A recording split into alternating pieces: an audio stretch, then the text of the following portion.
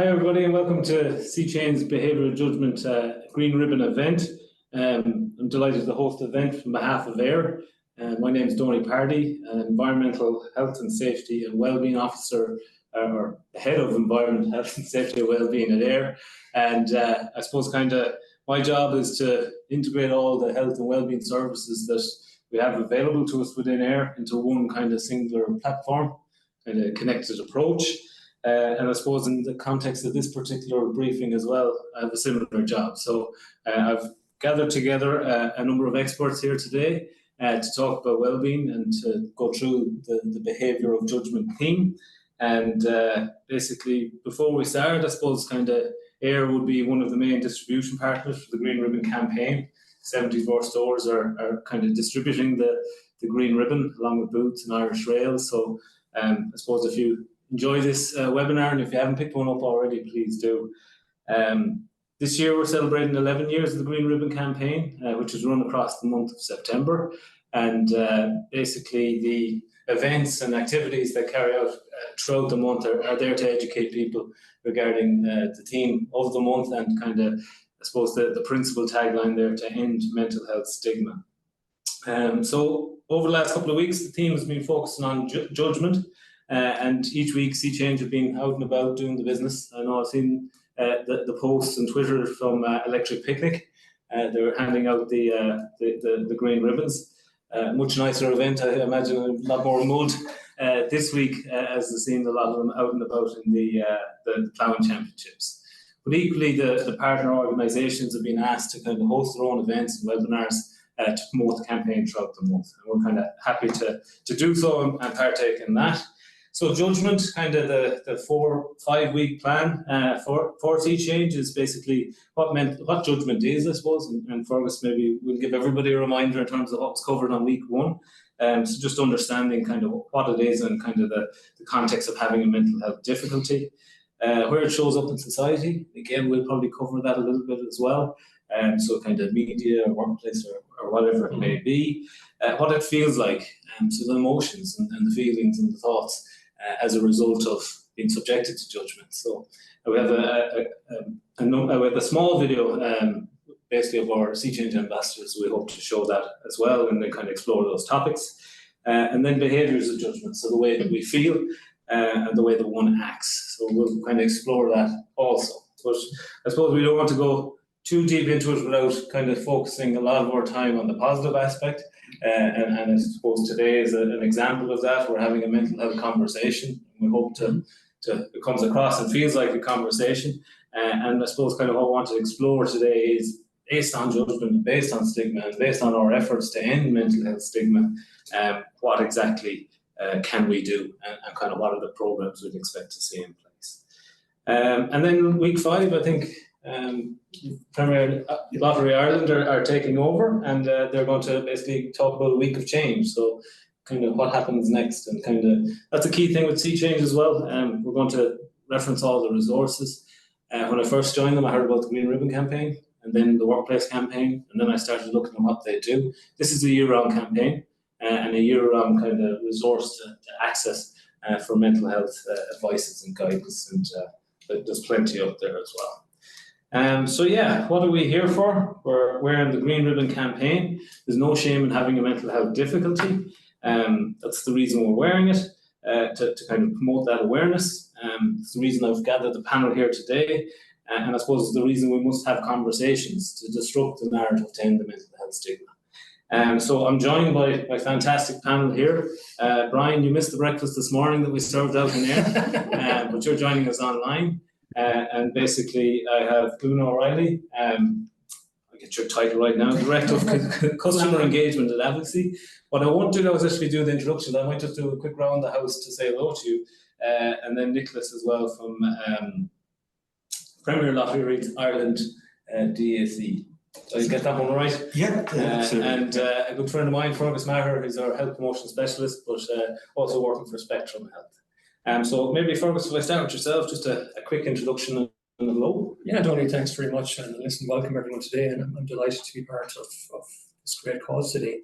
My own, I suppose, main remit within AIR is to help promote healthy attitudes and behaviours around mental health.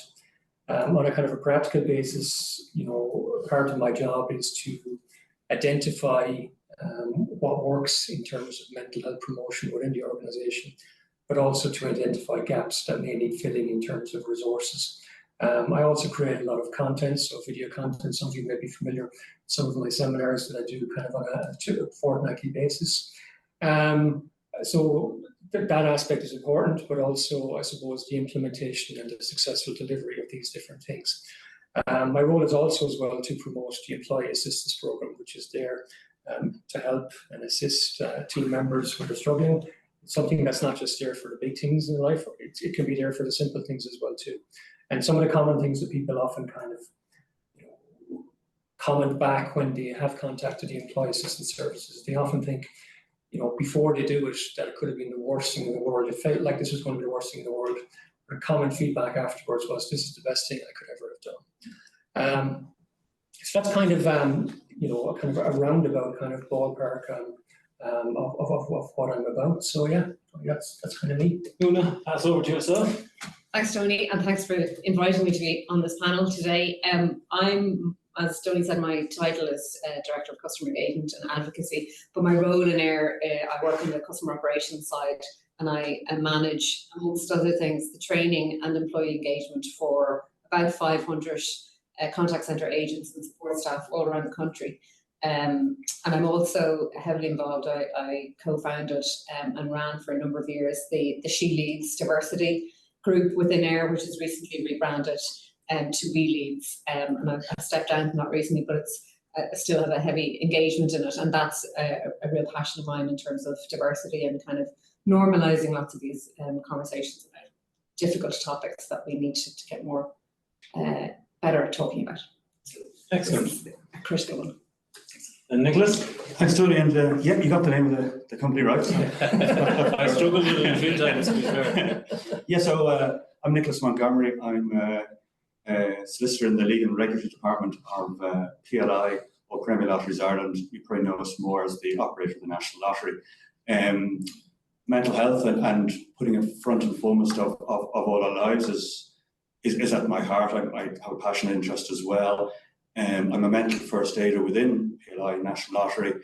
There's 21 of us in the workplace, so that represents about 10% of the organisation.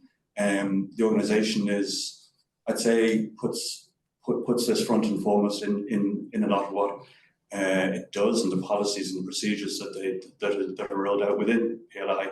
Only recently, PLI received the Gold Award for the Diversity Investor Awards presented by the Investor Diversity Group. So that was a kind of a recognition of how PLI put mental health, diversity, inclusion within the DNA, I guess, of the organisation. So that was important for the organisation, and then obviously important for myself personally. So it's nice to work towards continue to work towards that goal, because it never ends. Absolutely, Nicholas, thanks for that. I suppose we'll wait at the very end to ask you for a lot of numbers at the week, so you've got to tune into the last minute. Brian, welcome. Thanks, Donie, and good morning, everyone. And thank you to AIR and to Sea Change for the invitation and for hosting this event. So yeah, Brian Crooke is my name. I lead a community called Workplace Wellbeing Ireland.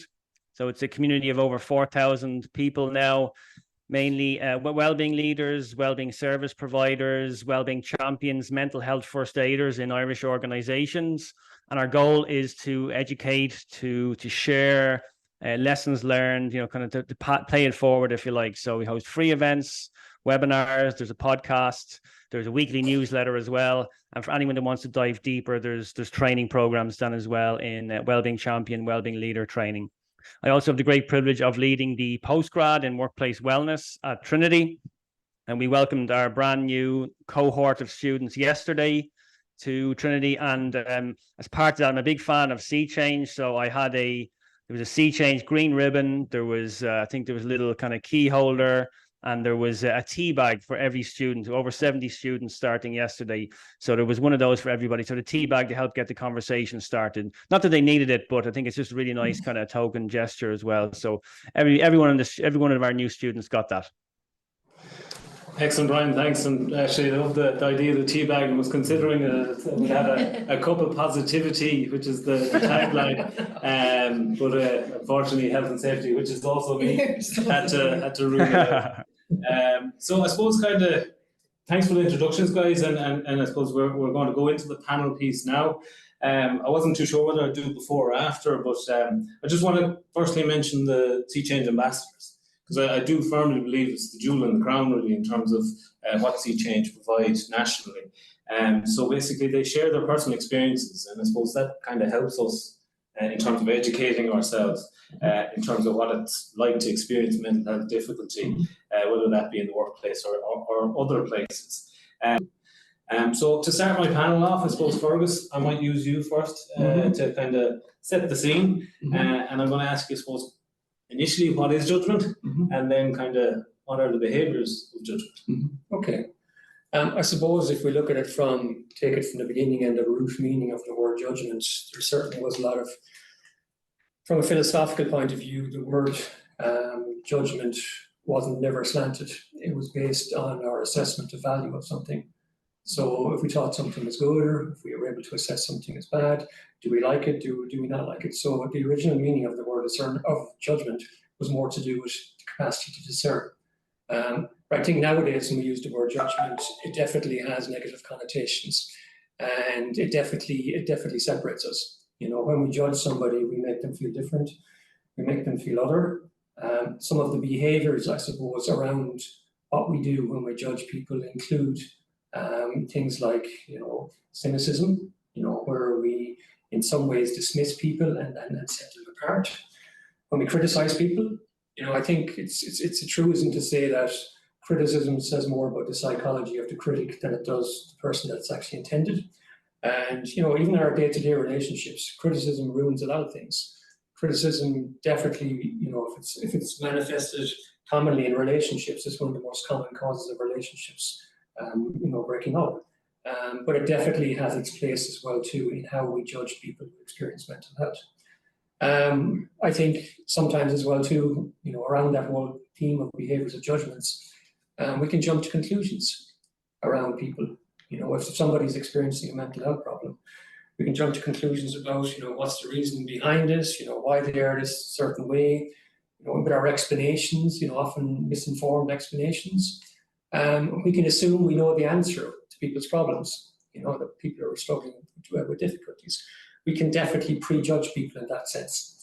And I think, when we talk about the behaviours of judgments, what we're really leading into is the whole area of stigma. Because when we judge somebody, we judge somebody usually in a negative fashion, but we create a separation and a distance and an otherness between us and themselves. So in a way, that kind of cuts to the heart, to the core of what we need as human beings. We need to feel a sense of belonging. And anything that separates us like that is going to have, it'll create a sense of diminishment within us. It creates a sense of separation. It creates a sense of otherness. It creates a sense of kind of not good enough. And it doesn't help us. If you want to then look at defining what stigma is and where the term actually came from, its roots are actually in ancient Greece. So people who were criminals or people who were seen as different in some ways were actually branded. So you actually were physically branded. Some of us have heard of stigmata in terms of people had a physical manifestations of the wounds of Christ, but back in ancient Greece times, people were actually branded as being different. So the very roots of it really get to the heart of separating people and making people feel less than. And if you break down what actually stigma is, stigma can be broken down into different components. It can be broken down into a lack of knowledge. So if we don't know enough about mental health, you could say to some extent it's a little bit, excusable, and the cure is more education on that front. So that's a real cornerstone. If we're feeding ourselves wrong information, if we're feeding ourselves inaccurate information, that's the kind of the ground zero of a stigma. the next step is how we allow what is fed into us, what we take in.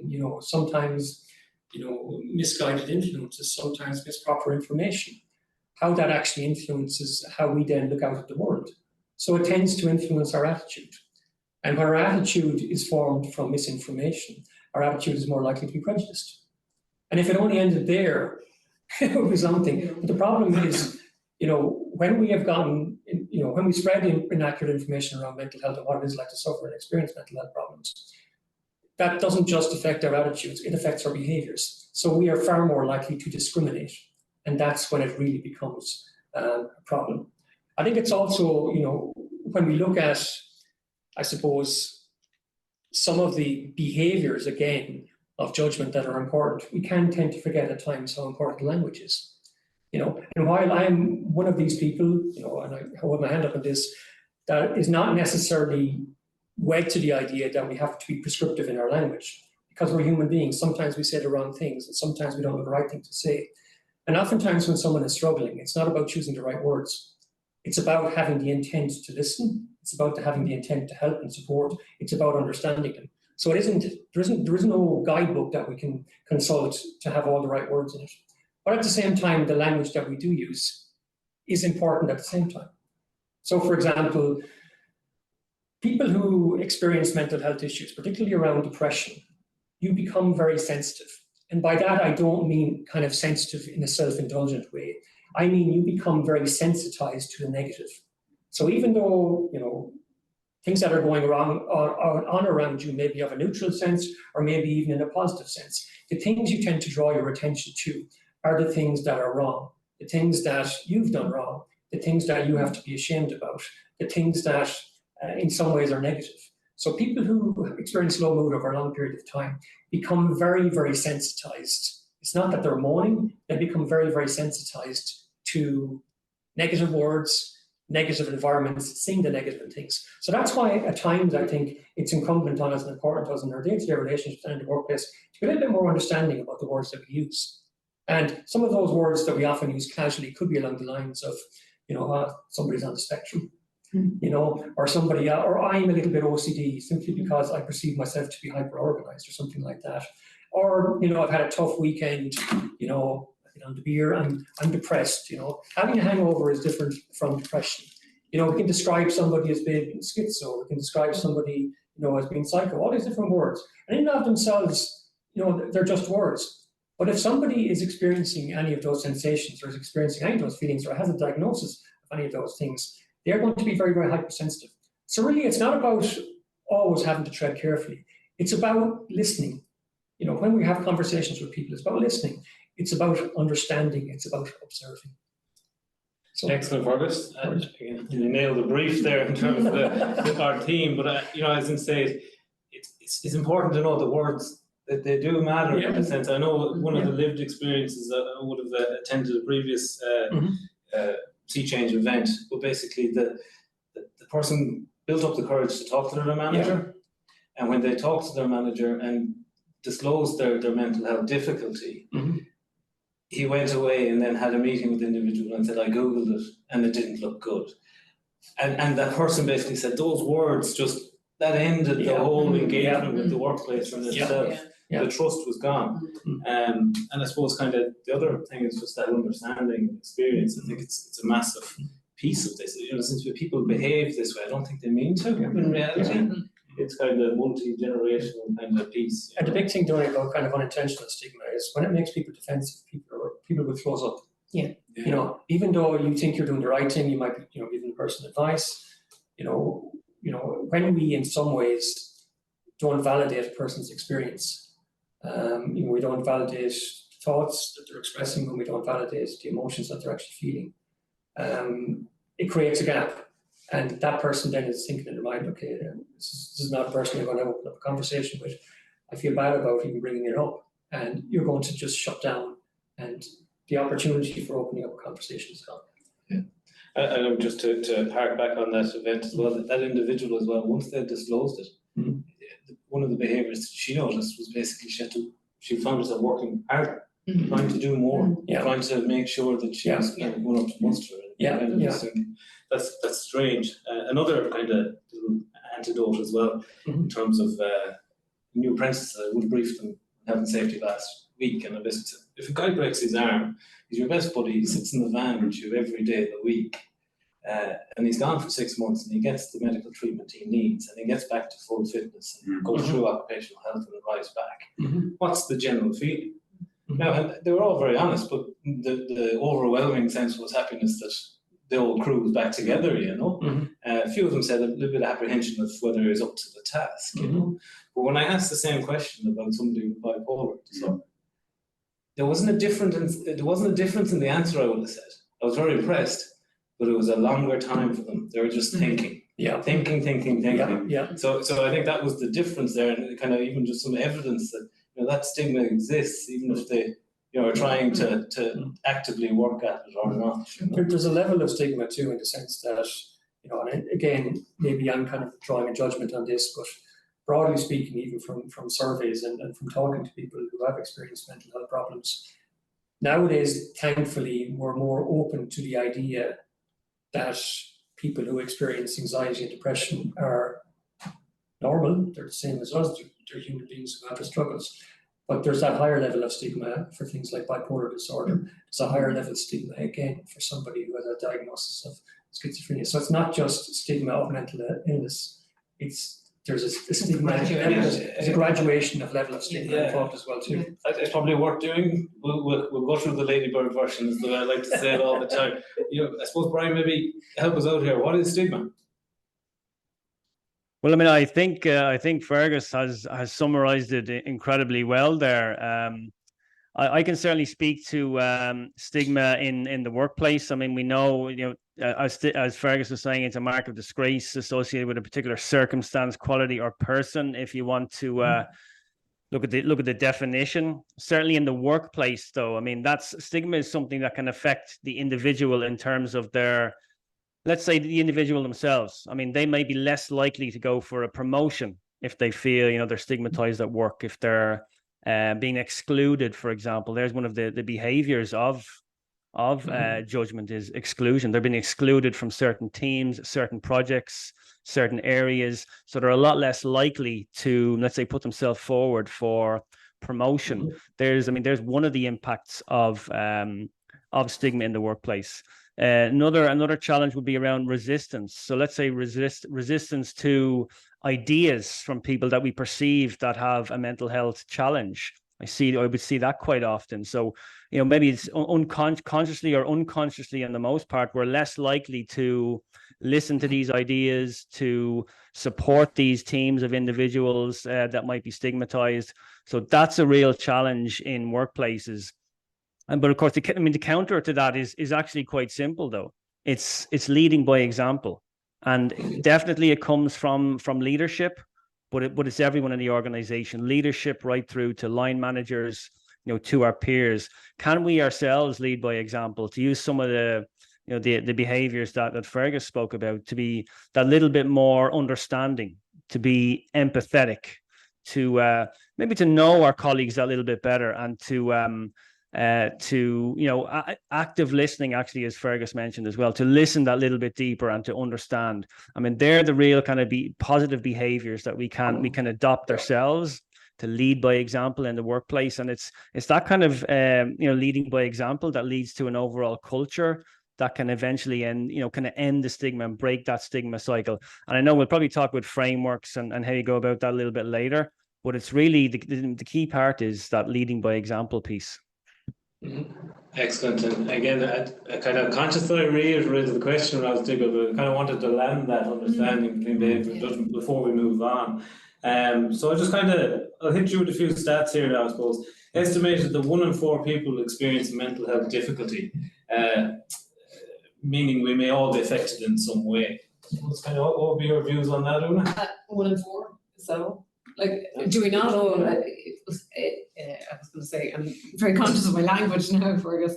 But I mean, I think we all encounter challenges with mental health at one point in our time or other.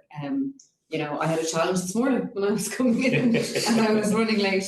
But that was, you know, that's an anxiety rather than a mental health challenge. And I think that's one of the challenges that I see in a very operational role, dealing with lots of people in a very fast-paced environment. You see that challenge of people having different levels of challenge or experience.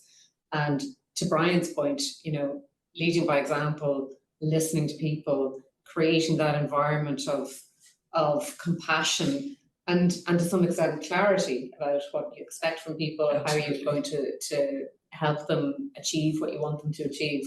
You know, it's that old kind of LinkedIn meme, you know, it's kind to be clear, you know, be as use your language carefully, but be clear about what it is you want. So 1 in 4, yeah, I was kind of shocked to hear that it was only 1 in 4. I agree. Like it, you know, 100% of people would have a physical, you know, illness or malady at some stage, whether it's a headache or the broken foot or whatever it is. So if 100% of people have thought about their physical illness, so the chances are 100% of us. Now it's all a different level in that you'd see someone kind of go, well, they're physically strong. You know, that's a conversation you often have. They don't get sicknesses or they're strong. You have some people who would be mentally strong, and you'd have some people who would struggle. So, you know, for me, it's to put it on a par with, you know, the physical piece that I think we're all more in tune with.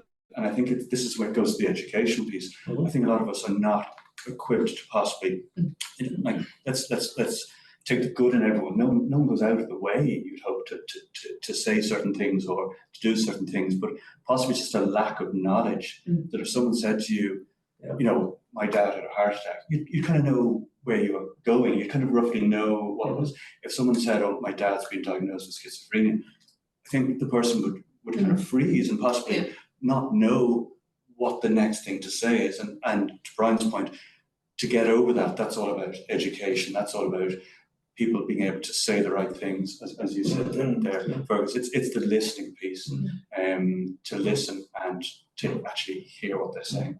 The more I look at that figure, it's almost a measure of where we are with stigma. Until that becomes everybody, I think that's kind of, it's almost a kind of where we're at with the stigma in the workplace. Because, you know, 1 in 4, we talk about behaviours. Concealment is a big factor. So they're concealing their mental health difficulty and, you know, avoiding a diagnosis. You know? So yeah, I think that particular stat in terms of mental health discussions, I always like discussing it really, because I don't think it's anything close to reality. But in the workplace then, 50 people surveyed would not want to work with someone with severe or enduring mental illness. And 72% of people surveyed would not want to live with somebody with a severe enduring mental illness.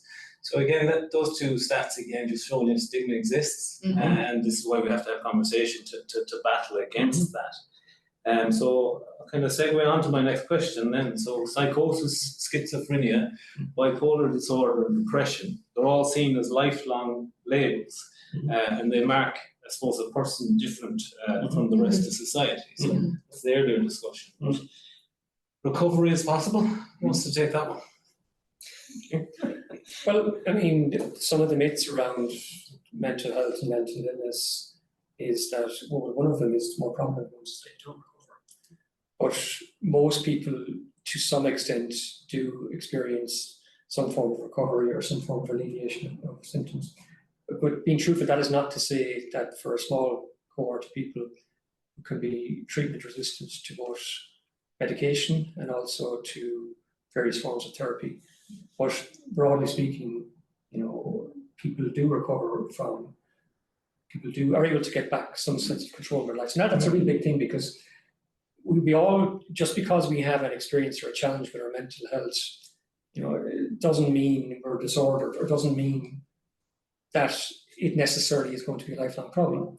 So it's all about level of functioning, really. And if you don't mind, Donie, I'll just mention a couple of things, if it's okay at this particular point. I know I'm going off in a segue, but just to kind of to recognize that, you know, it's a very good idea to think of mental health as being of two components, the internal and the external. And the internal is your thoughts and feelings, and your thoughts and feelings are yours, okay? The external is how you behave to the world.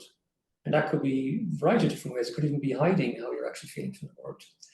But the internal side of things, generally speaking, initially at least, is less susceptible to change than the outside is. So that's why a lot of interventions around depression initially are focused around getting somebody active, changing their routines and stuff like that, because changing the behavior is kind of a knock-on effect on how someone feels. And so that's why that can be helpful. But it is important to recognize that when we talk about differences between the internal is your experience of distress, the external is your level of functioning, is that the internal side of things responds better to validation. And sometimes when we look at dealing with people with mental health problems, we go straight to support. But the very first step we need to do is validate. So you need to validate their experiences. It doesn't mean that you have to agree with the person. I mean, you may not understand why they're feeling sad or why they're feeling anxious. It doesn't matter. But you need to try and walk on their feet. In their shoes. You need to try and understand. You need to try and develop a certain level of empathy. And that is important because that helps that person feel at least that they're being listened to. It helps that person feel a connection in the moment. So validation is not the same as condoning. It's not the same as dismissing, but it is recognizing that person's feelings. And think of it on a basic level. Think of the last time somebody said to you to calm down. How did that work? You're probably thinking, but I am calm, or else you were thinking, how could I be calm with what's actually going on? So if you don't validate someone's emotions, that connection, you won't have that connection. But you also need to validate what a person is saying. So for example, on the cognitive side of things, think of for a moment, trying not to think of a pink elephant. You can't not do it. So, telling somebody that they shouldn't be thinking a certain thing, telling somebody they shouldn't be thinking doesn't work. But again, as I said, validation is about, for that moment at least, going with that person and understanding them. It doesn't mean you have to share the same opinion, but it does mean that you have to respect that person's opinions and that person's feelings. From the outside of things, in terms of a person's external behaviours and how it affects mental health, affects their functioning, appropriate support is always key. So that's why we always emphasise support, and that's why we always emphasise people getting the right help and having the right resources. But I do think a mistake we often make is we go straight, we see a problem, we go straight to pinpointing and highlighting resources that are available, but without going through the necessary step of validating that person's experience. Because if we validate that person's experience, they're going to be more likely to engage with the supports. Okay, so. Anyway, that's my excellent. Segue that one. You're okay. Well, let John segue. We're going to have to brutally bring it back into where I was going. Very clear about what he means. No, I appreciate that. It's a great insight in terms of, but I think that the upside is one thing I kind of wanted to cover in that question as well. Maybe Brian, you might take that in terms of recovery is possible, but there's more than just that coming out of it, isn't it? There's experience and. Sorry, Brian, yeah. Absolutely, yeah. And if you take it, a workplace example, I mean, that's exactly what we're looking for, is to create that pathway, or show that pathway exists for the person with the mental health challenge. That this is a normal thing to do, to disclose a mental health challenge, and here's the very clear pathway and structure we have for you to return to work. As the example you had earlier, like if someone with a broken arm, and we kind of know, right, they're going to be off work for a while, maybe they can do a little bit at home, whatever. It's just very, very clear. And we know that they're going to be coming back, at X date. It's just making sure that is clear, that is understood. Again, we're assuming now that the leading by example piece is there, that it's an empathetic workplace, that we have that understanding. So that piece is taken care of. Then we can look at more of the structural side of things. I think a lot of Irish organisations do a good job with maybe having EAP, an employee assistance program, for example. Excellent program. In the tertiary space, I would say, a tertiary intervention. So design, we're supporting people that have already are treating an issue that is already being identified, if you like. We're also not bad in Irish workplaces at the awareness, or at least we're getting better at it. Stress management training, workshops, sessions like this, mental health first aid, which I think I heard Nicholas mention as well. I believe is at AIR as well. Great, brilliant programs. Again, creating awareness and an understanding. But if you think about it, they're also kind of signposting, so to people to manage issues that are already present. I think where we could do a lot better is in the primary interventions. So how can we support people? How can we kind of create a workplace where these issues are not arising in the first place. So something like, and now we have them. The UK were probably leading by example in this space back in 2004 with their management standards, all around job demands, control, a bit of autonomy at work, how work is organized, social factors at work. So it's what can we do to make that workplace a safer space, but also how do we kind of support the employee there as well? And there's been brilliant kind of changes in recent years. I don't know if we're aware of ISO 45003, the first global standard on psychosocial well-being in the workplace. So a very detailed guideline, if you like, for psychosocial well-being in the workplace. And the WHO, it's almost exactly this time last year, released their guidelines around mental health in the workplace. And again, you can pick out there where your organization is at, what are the kind of the primary interventions that we can be introducing to kind of create that pathway for employees to support them in that recovery process. Excellent. And look, I think Brian has got through the key point here. Workplace has a massive role to play at a national level. We have to provide a safe place of work. We have to build trust with employees. We have to play our part in the grand scheme of things. We see a lot of negative reports about mental health services throughout the way. If I look back 25 years, I'd say it's a damn sight better than it was then. There's a huge amount of work to do. That's trying to put a positive spin on it. But the workplace has a role to play. So it's all our problem. It's a huge advantage to the employer by creating that compassionate environment. You get much more out of it. You're much more productive and the quality of their work. So it's a straight line. Sorry, but at the end of the day, bottom line is each workplace has, say, a PLI of over 200 employees. You mentioned earlier is 3,000. That's a group of people that can be helped and supported. And community. And community. So each employer has, a group of employees that they can assist around the country and around the world. So there's very few other areas where you can get to that number of people within one space. So it's a fabulous opportunity to be reactive, but also very proactive to help and to put in all the supports that they have. And to Brian's point there, it's a two-way. It's ensuring that anyone with a mental health illness or is experiencing mental health have all the supports and they know all the supports out there. So it's a massive communication piece, so that they know that there's a safety net out there or there are no supports. And then there's the educational piece for the other employees to know how to say, what to say, how do they give the support. So it's an education piece for both. And I think by getting both of those pieces correct, you're creating a safe workplace, and you're educating on a regular basis. And there are numerous activities and initiatives that any employer can put in place to ensure that that environment is created. I think we should get into them then, shouldn't we? Well, there you are. There's your cue. I've seen you nicely there. So I suppose kind of Sea Change, I was going to keep to their team, their 6-step pledge and program, but kind of some of the core principles that they'd recommend is enhancing diversity and inclusion initiatives in the workplace. So I know where I'm going with this one. So, Oonagh, maybe you could tell us a little bit about I may have been involved in this. I mean, I suppose from my perspective, with my gender diversity hat on, a number of years ago, we a couple of colleagues and myself got together and we established a gender diversity initiative in AIR. And AIR is a classic example of, every time I go to any of these gender events, people say, well, I work in a very male-dominated environment, and my response to that is, well, all environments are male-dominated because that's the way they've been structured. But our purpose around that was to start those conversations. Just start the conversation about, equality is good, and obviously we were focused on gender equality and equity.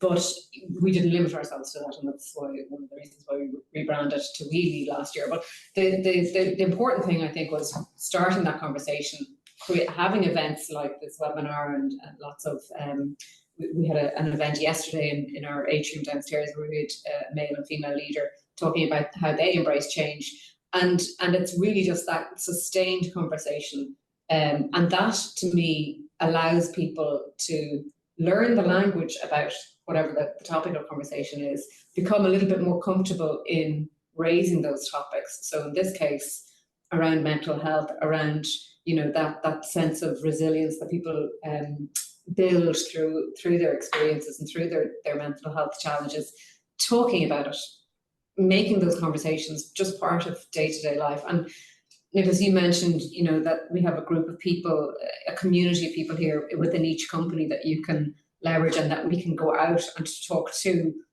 And I think that's really important, but I also think it's really important to listen to the conversations that are already happening on the ground, as it were, and leverage that, because, you know, it's the power of numbers. If you can leverage what people are already engaging with, and the vast majority of people are really compassionate and really want to create that welcoming and nurturing space for everybody else. If we can leverage that in all of its variants, then this should be easy. But again, it's the same kind of concept. We have to start the conversation. You have to start the conversation. And having that structure around, you know, creating these talking points or these talking opportunities, then allows you to kind of build a network of people having the same conversation and volume. And I know it was originally she leads, we lead, so I suppose kind of once you had that established, is the recognition of it's across the board. Yeah, it's across the board. Yeah, it's a partnership. Yeah, all areas of the organisation, but kind of just the work and the initiatives you've done. Then kind of I know there's a leadership program there. Yeah, we run a mentor program, and it started a number of years ago, when resources weren't, you know, plentiful, and we started an internal volunteer-led mentor program. And one of the very first conversations that I had around the volunteer group that were running it was, well, do we keep this to women only, because this is a She Leads initiative, and why wouldn't we just target? And we immediately felt you can't do that. You have to be equal to everybody. We deliberately targeted some female potential leaders within the organisation, but it was open to everybody. And that was a really core principle, because if you're talking to people and you want, I suppose one of the key principles in gender diversity is everybody has to be at the table. You know, women aren't going to solve the issue on their own. Men have to be there as well. So in order to get everybody involved, you have to offer the opportunity to everybody, and creating that positive environment and that virtuous cycle. You know, bears fruit. Yeah, enhancing diversity and inclusion. Exactly. Men have to be involved in Irish Women's Day, International Women's Day, or International Women's Week, and women have to be involved in Men's Day, International Men's Day. So it's including it's equity, it's equality. It's very equity, not and it's not a zero-sum game. And I think that's the same for mental health and mental challenges. It's not a zero-sum game. If somebody's going through a challenge today, you may be going through a challenge tomorrow, and each of us will need the shoulder to lean on for that period. I suppose as we go around, to bring back to that, you know, Air Wellness, the connected frameworks and the concept behind that, I think that's integral to the whole process in the company and how effective we can be. It's going out and engaging with groups like yourselves, and that's wellness as well as the Sea Change campaign. Put it on one platform. But we'll go through a couple more little programs, and Nicholas, I know you have attended the mental health first aider course. Yeah, that's one of the I suppose that there's kind of 6 pillars to the PLI Wellbeing framework, and one of them is supportive networks, and one of those is mental health first aiders. So everyone's aware of a first aider, and everyone immediately think of someone's cut their finger or someone's fallen down the stairs and sprained their ankle, etc., etc. But again, putting on a par mental health and mental illness and with physical, that there are 21 or roughly 10% of the people in PLI who've gone through a certified mental health first aider program with a refresher course every year. So that's an important part of PLI. It is. It's a large amount. So it's a good mix of, it's a good gender mix. It's a good mix of people in different areas of the business. So they have different takes on various things. Different nationalities involved. So again, you're taking a really good representative group, 21 nationalities roughly in the organisation as well. So again, it's important that the mental first aiders are equipped with the knowledge, but B, that the rest of the organisation are aware that these people exist, and there is this support structure in place. And it might be someone comes to you and says, you know, I need to talk to someone, or, you know, I gather that you're a qualified mental first aider, or it could be just very passive in that you're at the water cooler moment, you're having a cup of tea with someone, and you just listen a little bit more. Or someone says, oh, I had a bad day today, and you don't go on, sure, oh, we all do, and move on. Yeah. You know, now hopefully the mental first aiders, and as I say, it's a great bunch of people, that they now tuned into, what happened that day, or are you okay? Again, it's asking you, okay. So you could actually be, as a mental first aider, you could actually be aiding and helping people without actually knowing it, because you're in tune and you're more aware of, as you say earlier, what to say or what not to say, and to listen. So that program has been successful in terms of how do you measure success? The answer there is we don't know, because it will come out hopefully maybe in absentee rates or illness rates, or people maybe finding out that there's other supports out there, because as mental first aider you can educate and say, well, there is a support there. You know, if you are out on sickness, well, your pay is covered, so that takes away a massive pressure. Or there is the EAP program. Did you know about that? They might not know about it. So sometimes it's just pointing people in the right direction. Have you read that policy? There are supports out there. So a mental first aider is sometimes just a director, as in they can direct people to the right places. Yeah, you're an ally there in the workplace. If you've someone there, either, as I say, to react, or to be proactive, or, as I said, just to be a friend to someone, or a colleague that you reach out to someone comes back from sickness, and you drop them a Teams message, or something like that, or go out for a coffee, whatever it is. And the company recently had a bereavement which was desperate. Again, that's where the mental first aiders would obviously step up, and the antennae would be up a bit further. The company would put in place bereavement counsellor was immediately put in place, and there's a bereavement session. The number of people who attended that is meaningless, even if it got reached one person. That makes it completely worthwhile. They're one-to-one sessions. So there's a range of supports that can be put in place, and it's, as I say, you're signposting them as well. It's a signpost to what is out there. And you might get to the stage, it's a bit like going back to the physical piece. If someone has a heart attack, you might get to the stage, I can't do it more, I've done CPR, then I call the ambulance. For the mental first aider, you're obviously not going to be able to diagnose schizophrenia on the spot or be able to assist, but it's the signposting to know where that person can go. We're going to talk about frameworks in terms of the summary of this, but I love that in an organisation, that particular program, the mental health first aiders, because you're basically saying layer one, start the conversation where you're bleeding ribbon. Layer two, then it's kind of the mental health first aider or the line manager conversation. Layer three, then the EAP program. You can level it up, and I suppose that's kind of what we're alluding to in frameworks. And I suppose kind of just to cover a couple of the topics. Strengthening employee stress management skills and resilience will be one of the key recommendations that C-Change would make as part of their program. So I know you do a lot of work on that, Fergus, with us in here.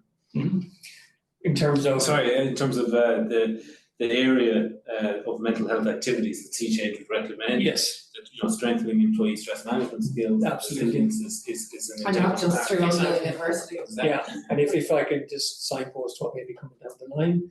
We talked about it yesterday, Donie, with the strategic mental health strategic health plan, a strategic mental health program within AIR, and obviously AIR has a lot of supports for people who are struggling in the organisation, but we just think it's key to not just apply kind of like a generalised solution to people's individual problems. So part and parcel of the strategic mental health program, which will be launched in the coming months, probably don't know the exact date yet, would be initially surveying management and employees around, stresses around support in the organisation, to get a picture or a greater understanding of the mental health experience within the organisation. And based off the back of that, of those surveys, what the aim of the programme would be, or specific goals of the programme would be, to benchmark, you could say, mental health within AIR with other organisations, but also to try and establish any variability within different sections of the organisation, but also as well, based on the findings and recommendations, to put in place supports that will, promote in a more effective way positive mental health, but also address some of the difficulties that groups or people within the organisation are experiencing with mental health. So that's something, for us to be, kind of excited about in that sense, because it's taking a more individualized approach to mental health within AIR. 100%. Yeah. The quick line summary I have for that is we've got to stop throwing wellness at people and come back with a more targeted, effective Exactly. Yeah. And I think, Brian, you alluded to that earlier as well. But I suppose kind of the one that jumped out at me as well, the 8-step program you have yourself in terms of an effective program to implement within the company. Yeah, that's effectively the foundation for the postgrad at Trinity.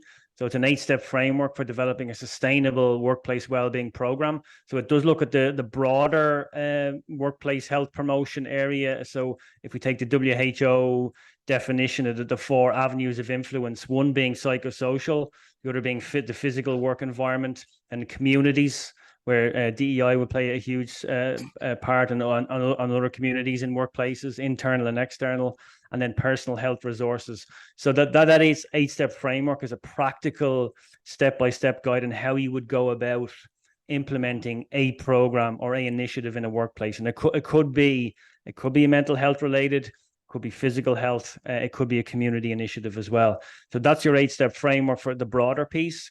I do want to mention you've touched on it a few times, but the Sea Change, the 6-step pledge, which is for a mental health program in a workplace. That's a fantastic starting point, because you will go through, as you know, Donie, everything from policy, looking at the mental health policy development, which is really important, to workshops with leadership, workshop with a wider peer audience, the wider employee base, and so much more, and how you communicate that then, how you might go about getting that message out there to your employee base.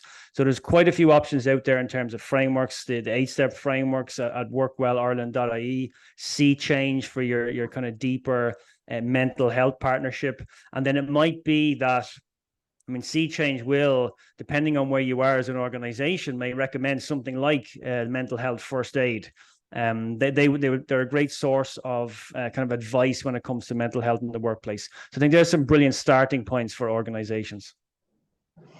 Absolutely. And I suppose kind of in that sense, the flagging of it, for someone who experienced mental health difficulty, and we're summing up now, I suppose, kind of what's the main piece of advice you can give them? I'll actually start with you, Brian, because bookended. So this is for an individual, is it? Yeah, so somebody just out there listening to the webinar, like where do you start? What's the piece of advice you give them now? Yeah, well, it's okay not to be okay. We've good chance all of us have gone through this at some stage. What supports are available to you? Find out if you are in employment. I guarantee you've got an employer who has something in place. So find out what that is. Talk to someone you trust. And find out the next step and take it one day at a time. And I'd always go for individuals, the 5 ways to wellbeing is a fantastic approach to work on your own mental health and wellbeing. So to connect with others, to take notice of what's going on around you, to give, be that your time, to listen, to keep learning, and then to be active. So they're the 5 ways to wellbeing, a really simple tool adopted by Mental Health Ireland as well, Mental Health UK, a fantastic approach. Excellent. Yeah, speak up. Brian said it, find somebody you trust, speak to them. And I think, we talk a lot about the frameworks and structures in place, but, if you sprain your ankle, and get medical attention straight away, it won't turn into anything more serious if you neglect it it can do. And it's the same with your mental health. You know, if you're feeling uneasy or concerned, or you're just not sure but you know something is not right, and then speak to somebody. And if that's somebody, a trusted colleague, or somebody that you know in a different part of the business, but you feel confidence in, and I think that's where the mental first aiders have a real benefit and really important part to play. But yeah, talk to somebody, and you know, the very least that will happen, or the very worst thing that will happen is somebody will point you to the EAP, you know, and then you talk to somebody in the EAP, and it's entirely confidential, and you know, and can be very useful. And for his earlier point, you know, you only hear great experiences from, but yes, speak. Don't suffer in silence. That's the. And I think that's the number one advice. I think it is, and prioritise yourself. In that everyone is great at everyone's great at helping others, and they say, but then when it comes to themselves, I don't have time because I'm busy helping others. Whereas you should look in the mirror almost and say, well, I'm going to spend half an hour on me, or I'm going to do something that I'd like to do. It's not selfish; it's just being kind to yourself. I think everyone's naturally looks outside as opposed to me. I think finding somebody in the organisation that you trust, because sometimes if that first person that you speak to, maybe they themselves don't know how to handle the situation, it can stop you from getting the support that you actually need. So whether that person that you trust is your line manager, whether it's a friend or a colleague, somebody at home, it doesn't matter who, it's just as long as you find someone that can help you through that difficult thing. An interesting thing about it is most people realise, if they're polled in various different surveys, most people recognise the benefits of getting support. The problem is when we're in that situation, a lot of your scaffolding actually breaks down, and one of them is being able to reach out. So you need people there. We need people within our organisation to help support people. And one of the simplest pieces of advice I would give to each and every one of us in terms of looking out for other people is, you know, sometimes we say, you know, it's good just to ask somebody how they're feeling. I would say a good piece of advice: always ask twice. Okay. Yeah. The first time you ask somebody, you might go, typical Irish, you know, ask your grand, you know yourself, and that's it. The second time, if you ask them, how do you really feel? Sometimes that can create a pause there, where a space is created to have that conversation. So if you're going to make the trouble of asking somebody how they are, always ask twice. Yeah, a great bit of advice I heard was someone came out of this session or a similar session like this, and they said, you know, what did you get out of it? And I asked them, and they said, I rang 2 people on my way home. Yeah. I hadn't maybe chatted with them for a while. Yeah. I hadn't didn't ring them to say, are you all right? Just say, hi, I haven't chatted with you for a while. How are you? The conversation might only have lasted 5 minutes, but that call might have meant a lot to that person, and it stuck with me that. And I've tried to do that on occasion, just ringing someone out of the blue and saying, hi, I haven't chatted for a while. It's a bit like saying that you're not waiting for them to come, you're trying to reach out, and that stuck with me. I rang 2 people on my way home after, and it happened such as this. Start the conversation. And I'd go on from that, because I think one of the reasons we don't do that anymore is because we're going on social media. So try and get, and I'm the worst offender, every now and then I try and get off it, but stay off social media. It's so negative for so many reasons. You know. And don't text. Pick up the phone and have a good old fashioned conversation. Not a WhatsApp text. Through Facebook or through LinkedIn. It's so easy, as you say. We're caught up on that. Just an old fashioned. How you doing? Right, folks. I'm sorry to say we're nearly up on time. We're only getting going. I was enjoying this. So look, what's for lunch? Thanks a million to my guests. I suppose the green ribbon symbolizes the openness to have a conversation, and I think that's one thing we all need to do. It's wear that green ribbon or have a conversation and let them know that you're open to that chat, and you know, basically you mightn't be ready for it, but you'll go get help. EAP, ring them up. It's not just for the employee, it's for the manager as well. Go for a walk with your colleague, have a cup of tea with your colleague, ask them twice how they're doing, and I think educate yourself. So I kind of want to point you towards Sea Change, because they are excellent. And as you said, Brian, they go deeper into the topic of mental health, you know. And I think that's the beautiful part of the partnership that we've had with them, is since they learn a huge amount of information every year, because the theme is different, the topic is different, the content is different. So Sea Change have a number of resources there. Mental Health Matters, let's talk about mental health. They're on the publications website as well. I think just basically a call to action, you know, do something this week. around the mental health.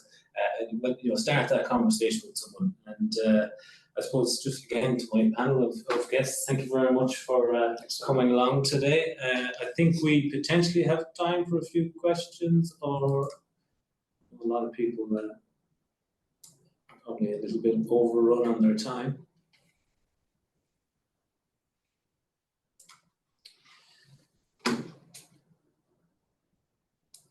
Okay, how can we balance mental health first aid, mental health awareness with the boundaries? Signposting and recognition of need for sensitivities is fundamentally human kindness and compassion, but volunteerism or charitable support service provision can have significant issues, in fact, dangerous.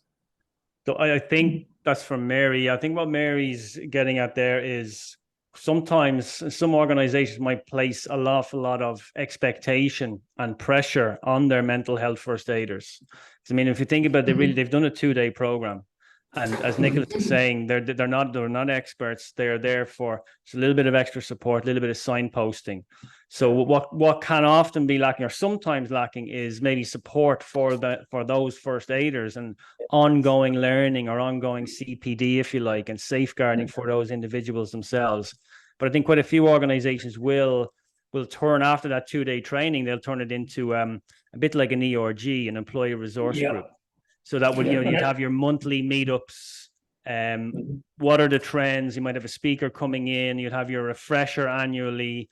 You'd have this ongoing training, support, safeguarding in place. So it's not just your 2 days and then you're done. It's ongoing, continuous support. I think that's what Mary's getting at. And I do see some organizations do that. They think they're done with their 2 days and their EAP.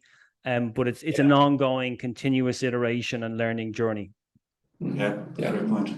Yeah, a lot of organizations, as part and parcel of the mental health first responder training, having built with that a recognition that there will be refresher courses every 12 months, but also as well that there will be some kind of peer support group where the responders themselves can get to discuss their own difficulties, their own challenges with a professional training facilitator as well. But obviously people can, first responders can organise their own catch-ups as well too, but it's also important for them to have aid and support with any struggles that they have in their role as a first responder, and have the right person to support them.